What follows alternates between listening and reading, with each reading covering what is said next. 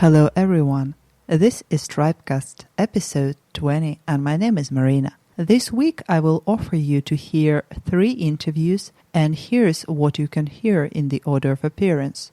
First, Veli-Pekka Virtanen will tell us about Shift Business Festival. Then Tommi Rasila explains about the rules of board organization and functioning. And finally, you'll know more about Zoosh Investment House from Kimmo Arppe. This is Tribecast 3, episode 20. Let's get started.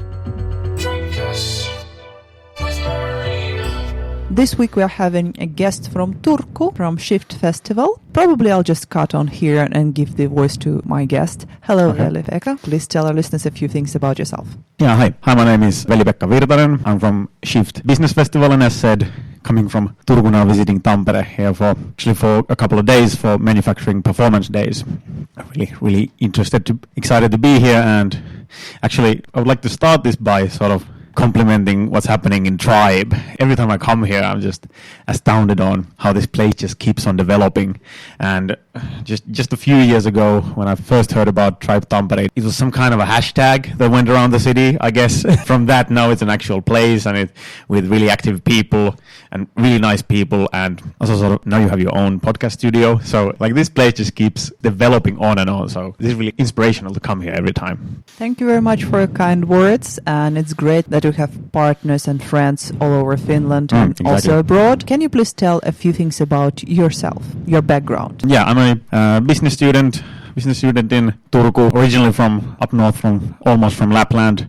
I moved to Turku almost 10 years ago, so I'm basically, that's my home now. I was supposed to become a sociology student, and I sort of applied for business school sort of as a joke. Not the business school, but the University of Applied Sciences Business School, sort of the business school light. Ended up studying business and then wanted to develop myself in sales, and then ended up doing some sales work in different events. We hosted a recruitment event of our own in our school. Then after that, they quickly recruited me to Shift Business Festival. So that's pretty much my background on how I ended up with Shift. I'll probably start with the question I didn't plan to ask. Where does the name come from? Why is it Shift? What are you guys shifting? That is the great mystery even to most of our teammates as well. And I don't actually know the clear story, but I almost think it's better that way, that everybody kind of gets to explain it for themselves. For me, myself, it means sort of this small shift towards something better. When you do small shifts in this time and space, it actually grows more and more as you go into the future. Not doing any massive scale changes or revolutions, but rather small shifts one at a time and then moving gradually towards something better on a personal level and also on a business level. That's what it means for me. When I was preparing for this interview, after we exchanged this intro emails and whatever, I scanned through Shift's webpage. The Shift.fi. Right, so I scanned through this one and I got an impression that Shift is mostly for tech industry businesses. Is it true? Tech industry businesses are, of course, a really important part of our event. Everything has to do with technology these days. Every single branch of business and almost every single branch of our personal lives has something to do with business.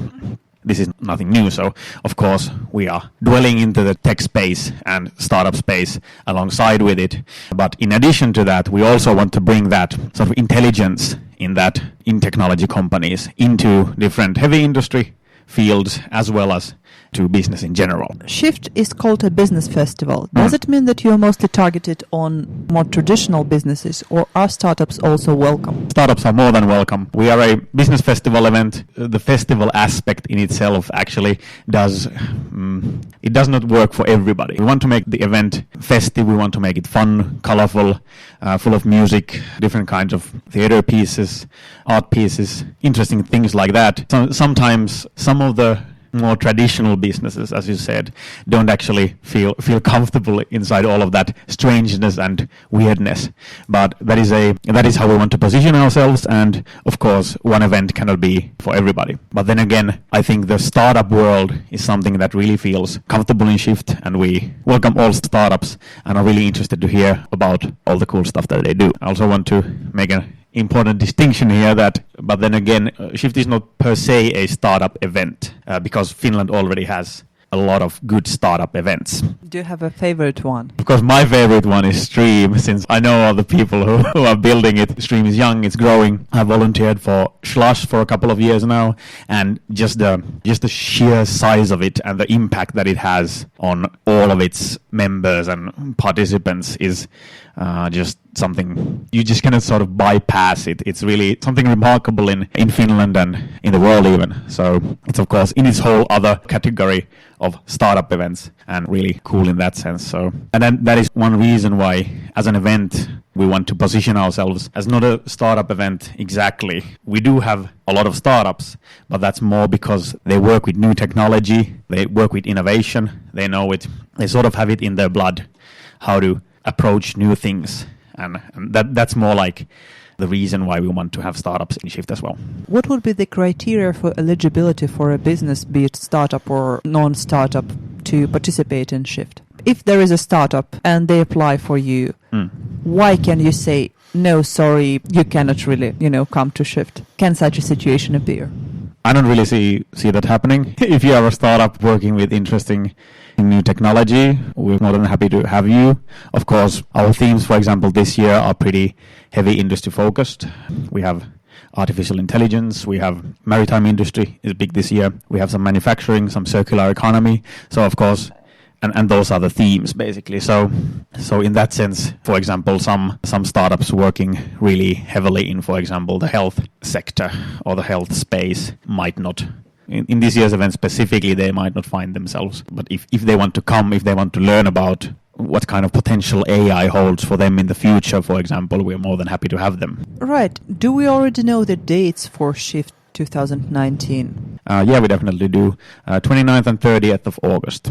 Is the application already ongoing and ticket sales? Yeah, we actually, if this airs on Friday, we actually next week ends our Smart Bird campaign. So if you feel like coming, you should definitely catch your tickets before that. Right. How would you describe the potential benefit for a participant from Shift Festival? The benefits that one can gain. Basically, why to go? Well, of course, in every event, the meetings are the sort of meat of the whole thing. And we can provide you with a really interesting network of people, really able to bring together people from the startup space, from the tech space, together with people from different heavy industry fields, the sort of forerunners and trailblazers of different heavy industry fields, but then also combining that with academic research, professors, different faculties of higher education. So, and then sort of mixing that up with art and music and color. I think it creates a really interesting mix of peoples and backgrounds and viewpoints,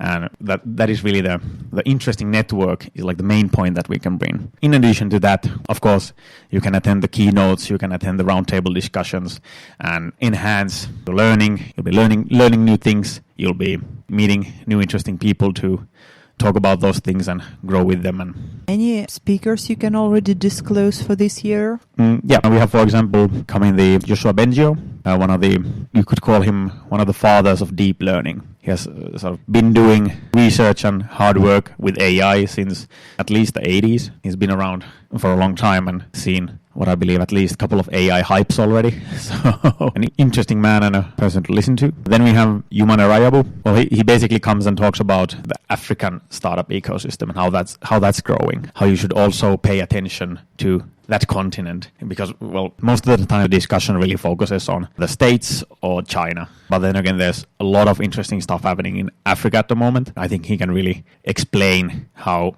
and elaborate on what is going on there and how you can benefit from that growth as well. Okay, and probably I have one last question for today. According to your experience, how do you see the difference between Turku and Tampere in the sense of startup ecosystem or business ecosystem? The old trusty Turku versus Tampere question. Well, as I said, I'm from northern Finland originally, so I have no cross to bear in this fight, thankfully. So I might be able to give an objective opinion, but to be honest, I'm not that sure if I see that big of a difference, honestly, since we are both we both need to sort of figure our stance towards Helsinki, because Helsinki is like the heart of the startup ecosystem in Finland at the moment, and probably always will be. But then again, Turku and Tampere both offer really interesting smaller hubs where things are sort of cooking under, and I think there's going to be interesting stuff coming from both cities in the future. As living in Turku myself, I of course I'm sort of biased in my viewpoint in that sense, but then again I have to say that you people here in Tampere are doing really rapid, amazing work, and I think we in Turku, we need to perhaps up our game a bit in the following years in order to keep up with you guys. And let me remind our listeners that Tribecast is an independent media, and all the opinions you'll hear this week, you have already heard in the previous episodes, and you will hear in the coming episodes, are free and open. And I do tend to ask my guests being as free and open in their speech as they're comfortable. Today, for now, I have to thank you, Veli-Pekka, for this interview. That was great. It's great to have you here in P47 co-working space. Thank you. We have one more guest this week who has a very interesting and very diverse, in my understanding, experience within both business life, startup life, and generally in his professional life. Thank you very much for having time for this interview, Tommi. Let's start with the very beginning. Please tell our listeners a few things about yourself. Yes, thanks. So my name is Tommi Rasila. I'm born here in Tampere, been here for a while already. Started my first job in the age of 13 and my first little company in the age of 17, and I've had several of them so far. I did full VC cycle in 90s with a company called Sample Rate Systems, where we made basically multi-channel digital audio to high-end and home theater manufacturers around the world. Exited from that in 2000, after which I then continued my doctoral studies in Tampere University of Technology and finished those in 2004. My thesis was corporate strategy and especially growth venture process. I then had 8 years. I served 8-year sentence in Tampere Chamber of Commerce and then another 2 years in Finland Chamber of Commerce. That was very, very interesting era because Chamber can do all kinds of things, and one thing we created there was this certified board member program. And since 2005 when we started, now 10,000 people have gone through that program. That 10K was broken a couple of weeks ago. And it's very popular, and now you might call me a serial entrepreneur and board professional. You have this experience in boards, and also, as I know, you have written a book about board members. So probably we can talk a bit more about that. And first, I would like to ask, in your understanding, what is a board structure, an ideal board structure? What do you need when you're establishing a company? Well, there is no ideal structure. There's no, one size fits all. Okay, minimum requirements. Yeah, I can evaluate the question, if you don't mind. Well, first of all, not every company even needs a board, or not value-adding board, because sometimes you can just do with the traditional minimum board. So if maybe it's just like you, but like I say in the trainings, you should still not have this traditional brother, spouse, and dog board where just have somebody in there, but there's no added value. But those people actually, they do still carry the responsibility of your company. But in those early stages, you could resort to mentoring, like here in Pirkanmaa, we have Pirkanmaan yrityskummit or Tampere region business mentors. You can check them out from the web, and they do like voluntary work. You need to pay very little annual fee, but that covers everything because mentors do it for free. And they can sort of be your sounding board towards growth and then maybe having your first real board. And in there, you can have your mates. I mean, if there's like a team, if it's a tech company, there might be like 2, 3, 4 techies who do it. But if there's only those 3, 4 techies on the board, it's not very optimal. So you can have like 1 or 2 of the founders, but then you should have at least 2 outsiders in there. Not 1, because if there's only 1, you can sort of hush this outsider who is wrong about everything. But if there's 2 of these outsiders who sort of seem to agree upon things, then they usually get their word heard much better. Then as the situation, evolves, company may grow, then also, thus there's a life cycle in company life, there's also life cycle for the board. because the board will then become more professional. You may have even less founders. The CEO should not be in the board from the beginning, but at least at that point, even if the CEO is a big shareholder, an important founder, he should leave the position in the board, because board is the supervisor sort of for